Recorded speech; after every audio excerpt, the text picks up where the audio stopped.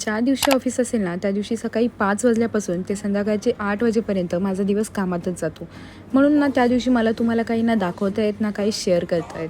कारण की तेवढा टाईमच नाही मिळत. तर सकाळी-सकाळी मला हेअर वॉश करायचा होता म्हणून आज तर मला अजूनच लवकर उठायला लागलं आणि हेअर ऑइल अप्लाय करून मी थोडंसं मसाज करून घेतलं. तेवढ्यात मी चिया सीड वॉटर बनवलं होतं ते सुद्धा मी प्यायले. जेवणच करून घेतलं कारण की तोपर्यंत केसांमध्ये तेल मुरेल आणि मग फ्रेश झाल्याच्यानंतर मी ऑफिसला गेली.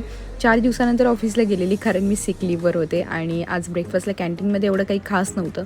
म्हणून टिफिनमध्ये चपाती भुर्जी आणलेली, पहिले एक चपाती ती खाऊन घेतली आणि लंचलासुद्धा सेम मी तेच खाल्लं होतं.